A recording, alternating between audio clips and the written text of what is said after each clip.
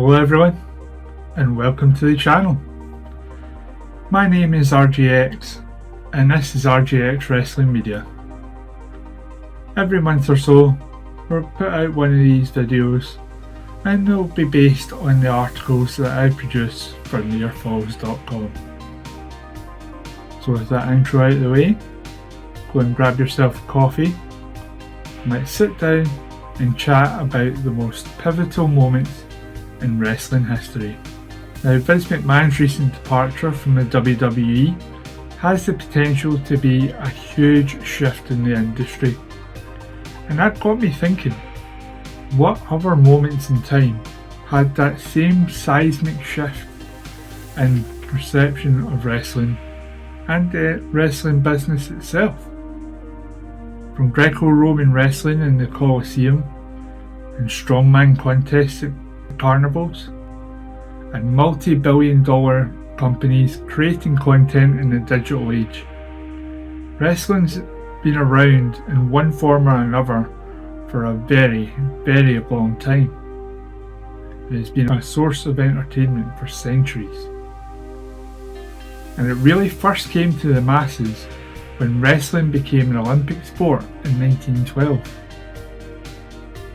Tracing its origins to France in the early 19th century, Greco-Roman wrestling started as an imitation of the classical depictions of the sport. The rules were simple. Pin your opponent using only holds above the waist, and do so without using your legs. Appearing for the first time at the Olympic Games over 110 years ago, the first display of wrestling on a global level, Scandinavian countries in particular dominated the sport in a big way, mostly the Swedes and the Finns, winning every single Olympic title up until 1948 before any other country could break the stranglehold. And of course, amateur wrestling had been contested for several years prior to this, with notable early champions such as George Hackenschmidt, but the national exposure and worldwide exposure provided from becoming a recognised Olympic sport grew the fan base exponentially in North America, and eventually that would lead to the formation of the National Wrestling Alliance in June of 1948. Wrestling had taken hold in North America in the late to early 1900s, with many carnivals hosting exhibition matches where they would pit their champion against hapless members of the audience, usually a plant placed there by the promoter, who would give the champion a hard run for their money but ultimately come up short, so that the paying customers could think to themselves, I have a chance of beating him. And the cycle would continue. They would come back the following week in the hope that they would be the ones chosen. This was quite a dodgy practice, and the people running these carnivals were usually of ill repute, and it's where the derogatory term of carny originated from. The 6 largest promoters in North America sought to change this perception and formed the National Wrestling Alliance in 1948. The idea was to unite the championships of these regional territories into one singular champion. That person would be the world's champion of all of professional wrestling. In turn, this champion would tour North America, fighting in these promotions against the top talent from that region.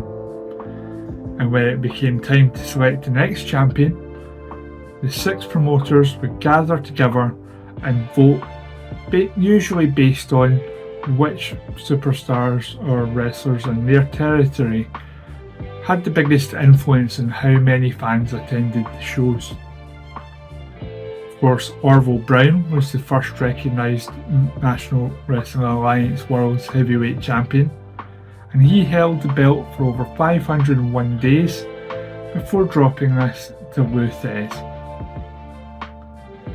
The NWA was established and was the main dominant power in wrestling for many years, but it wasn't all smooth sailing. In 1983, the WWF withdrew from the NWA. Soon after Vince and Kennedy McMahon bought the WWF from his father, his mission first and foremost was to extend their reach from the northeastern tri-state area and gain syndicated programming across all of North America. This was of course against the spirit of the National Wrestling Alliance, where promoters for the most part stuck rigidly to their own territories. This wasn't the only deciding factor, of course. Even before Vince bought out his father, tension had been growing between the WWF and the NWA. Just a few years prior, there was a dispute between the NWA and the then named WWF over who should be the next champion. Vince Sr. and his right-hand man Toots Mond were very much insistent that the next champion should be the Nature Boy Buddy Rogers, and not the NWA's choice of Lou Thesz. When they were outvoted on this, they decided to break away and declare Buddy Rogers as their WWF champion. Things were eventually smoothed over and WWF were allowed back into the NWA, but once Vince Jr. had bought the promotion, he decided to withdraw them completely in 1983. Of course, his big plan is to create the first ever WWF WrestleMania to take place in March of 1985. With every single penny of WWF's operating capital on the line, Vince McMahon was determined to put on the biggest wrestling show in history. He wasn't the first to do this, of course. Nationally distributed pay-per-view had been a thing with Jim Crockett Promotions 2 years prior, when they created Starrcade under the guidance of Dusty Rhodes, and it was headlined by Ric Flair versus Harley Race in a steel cage. WWF's WrestleMania would be vastly different. Deep in the era of rock and wrestling, Vince sought out to bring in the big stars of the day. Muhammad Ali, Cyndi Lauper, even Liberace took part and helped produce what would become the first ever sports entertainment extravaganza. This show was a massive success and cemented WWF's place at the head of the table in North American pro wrestling, and it began a period of dominance for the federation that would last more than a decade. In 1992, Vince McMahon was indicted on steroid charges, or should I say steroid distribution charges. WWF had long been known as the land of the giants, and although steroid use had long been suspected through the 80s, things had come to a head in 1991 when Dr. George Zahorian, long-time ringside doctor for the World Wrestling Federation, and with many top WWF superstars as patients, was indicted for steroid distribution, convicted at trial in 1992. Dr. Zahorian on the stand implicated Vince McMahon and several of his top stars. This led Vince to then shutter his side project at the time, the World Bodybuilding Federation, just prior to being indicted himself shortly after. Whilst Vince was eventually found not guilty, the impact on WWF's product was far-reaching, with major stars taking time off to cycle off the steroids. It allowed the younger, leaner and more naturally built guys to come through and seize those main event opportunities. Names like Bret Hart, Shawn Michaels, The Undertaker and Razor Ramon were all handed the ball and they ran with it. Diesel in particular benefited hugely from this, as he was tall, naturally muscular and oozed charisma. So the slow and theatrical pace of matches of the 1980s, say your prayers, eat your vitamins, had finally given way to a new fast-paced, technical wrestling, and in turn it captured the imaginations of a new generation, see what I did there, of wrestling fans, ushering in the new mainstream style of Western wrestling. WWF's dominance was soon tested though, when WCW Nitro aired its debut episode in September of 1995. Up until mid-94, WCW had been a distant second to WWF, not only in terms of viewership, but also in star power. Viewed by many as Southern wrestling, their style was very distinct from the WWF. Of course, I say they lacked in star power, that didn't mean they were void of stars entirely. They still had huge names on their roster, like Ric Flair, Harley Race, and Sting. That soon changed after Eric Bischoff's promotion to executive producer of WCW. First on his list was bringing in legendary free agents such as Hulk Hogan and Randy Savage. And while these did indeed lead to a ratings bump, the numbers were still significantly short of where WWF was at the time, and financial losses were ramping up quickly.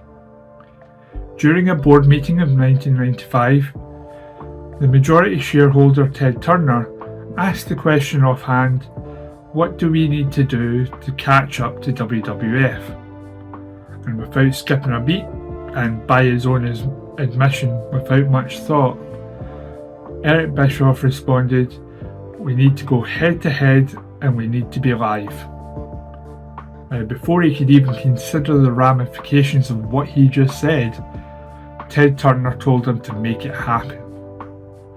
And then the first episode of Nitro premiered in the same coveted time slot as WWF Raw, Monday nights at 8 PM. And whilst the first episode didn't immediately win the ratings battle, the preceding Monday Night Wars caused everyone to raise their game. For many years, three main promotions in North America competed for airtime, and in turn, that competition provided some of the most memorable wrestling TV in history. It wasn't just the fans that benefited from this, of course. The wrestlers themselves always had an option of where to go. Talent could almost guarantee a job with one of the big three if they had some talent, and the free agent market often provided more drama than the television product itself. Without the Monday Night Wars, you never had the need for the Montreal Screwjob, and without that, the Vince McMahon character arguably never makes its debut, and you could even say the entire Attitude Era doesn't happen without ECW's influence. When WCW's parent company merged with AOL Time Warner, it created a perfect storm between the mismanagement of the upper levels of WCW, WWF ratings dominance, and losing their TV deal after the merger.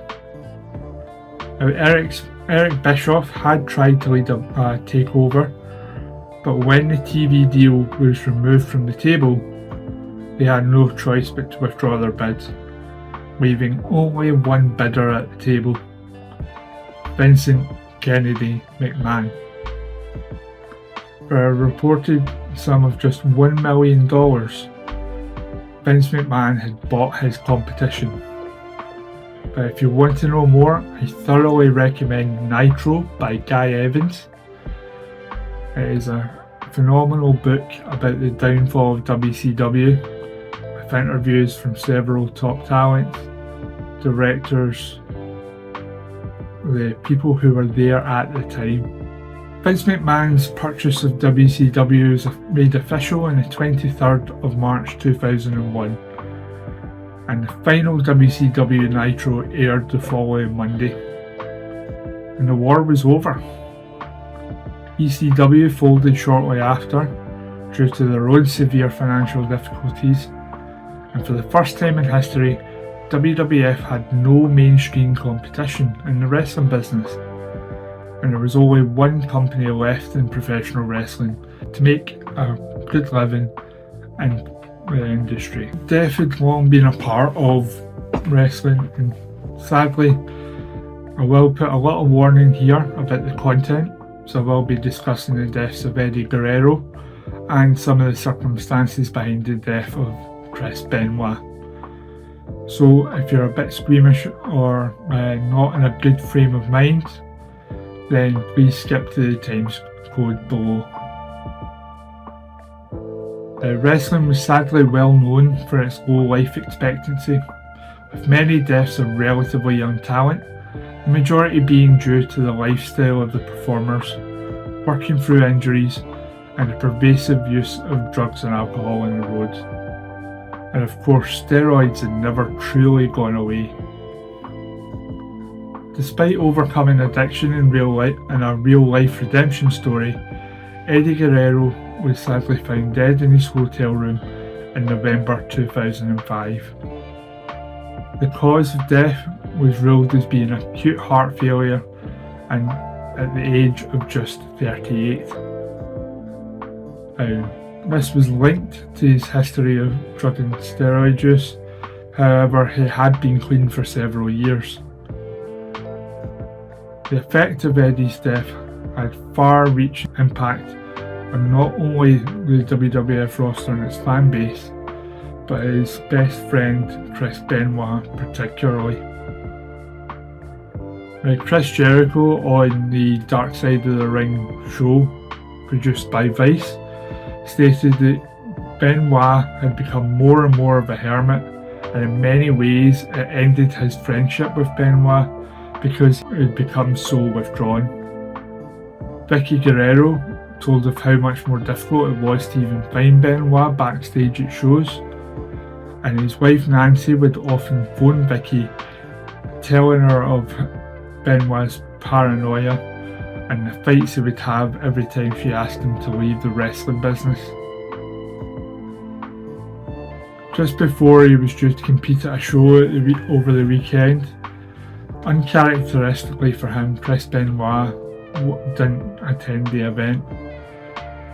So officers were dispatched for a wellness check at his home on the 25th of June 2007, and what they would find would turn the wrestling industry upside down.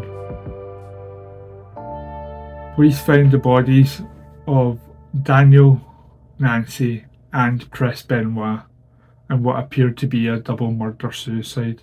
This sent shockwaves through the industry and through sports and entertainment as a whole, and it left the mainstream media asking just one question: why did this happen?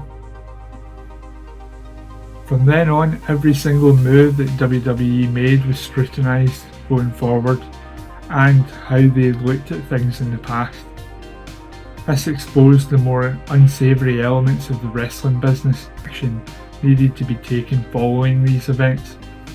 WWE introduced their wellness policy shortly after Eddie's death, though many had managed to find loopholes and avoid detection, and the punishments weren't particularly severe. However, after the Benoit incident, this was tightened drastically, and it led to a huge raft of suspensions throughout the roster of WWE. And again, this provided an opportunity to the lighter, leaner built talents to step up to the main event level again. The likes of Jeff Hardy, CM Punk, Edge, all with natural physiques, found themselves in the main event once more, and it led to another evolution of the wrestling product as a whole. In February 2014, WWE launched the WWE Network. Now, up until this point, viewership and revenue from pay-per-view was dropping year on year, and WWE were searching for a way to freshen up the viewing experience and hopefully stem the loss of viewers throughout the years. Having witnessed the rapid rise of the likes of Netflix, before streaming had really become commonplace, WWE created the WWE Network, and for a single monthly fee of $9.99, fans would get access to every pay-per-view WWE produced, including the live ones, and starting with the upcoming WrestleMania 30. Given that pay-per-views cost $60 at the time, this was a huge discount for the viewer. Of course, much of the audience would perhaps only purchase one or two pay-per-views a year, and by providing such a low cost of entry, it was reasoned that the loss of individual pay-per-view revenue in comparison would be minimal. WWE also had access to thousands of hours of pay-per-view and original content that would keep viewers engaged in between these shows, the likes of documentaries, old TV shows, even eventually pay-per-views and events from independent companies throughout North America.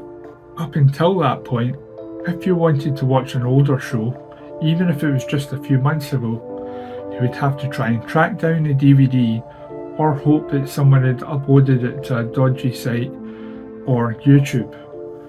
By providing a single platform to access these shows and the historic footage, WWE would not only benefit financially from the ownership of the library, but practically wipe out the rampant piracy overnight. Fans would often buy the network for an upcoming pay-per-view and forget to cancel, and young wrestlers could also study a huge library of matches from a single source instead of trying to source tapes, meaning that they were coming through with more well-rounded knowledge, and that permeated through the indies from then on, with the formation of All Elite Wrestling, or AEW, in January 2019. This of course started with a single tweet from Dave Meltzer, taking questions from the Wrestling Observer newsletter followers. One follower asked, "Do you see Ring of Honor selling a 10,000 seat arena anytime soon?" Dave Meltzer responded, "Not anytime soon." This caught the ire of recently released Cody Rhodes, who had been tearing it up on the indies for the last year or so, and had been witnessing the rise of companies like Ring of Honor firsthand. He replied, "Give me 3 months, the Young Bucks, and some time to promote it, and I'll take that bet, Dave." Soon after, All In, emanating from Chicago, was announced. Not only did they sell those 10,000 tickets, they sold out entirely, and they did so in just a few hours. Off the back of this show's huge success, and with their New Japan contracts running out at midnight on New Year's Eve of 2018, Cody Rhodes, the Young Bucks, and Hangman Adam Page announced not only the sequel of All In, Double or Nothing, would take place in May, but also they would be creating the new promotion, All Elite Wrestling. And more details on this would follow over the coming weeks, chiefly that they had a multi-billionaire backing them in the form of Tony Khan, as well as having weekly television show through the TBS and TNT network. Of course, whilst the likes of TNA and Ring of Honor often flirted with rivaling WWE, it was sadly a stretch to view them as genuine competition. This changed though. With seemingly unlimited financial clout and national television, AEW was finally a viable alternative, providing not only another option for viewers, but most importantly for wrestlers, who up until that point only had one place to go if they wanted mainstream exposure. And that is some of the most pivotal moments in wrestling history. There were several that I could have used, and I tried to avoid using any that could be considered kayfabe, so any promos, matches. I tried to stay away from that. I tried to look at the big picture. but there are still more than enough, and who knows, maybe even enough for a part 2. So let me know what you think in the comments below. In the meantime, hope you enjoyed your coffee. Thank you very much for watching this video. I'll see you in the next one. Like, comment, subscribe, etc. Thanks everyone. Take care.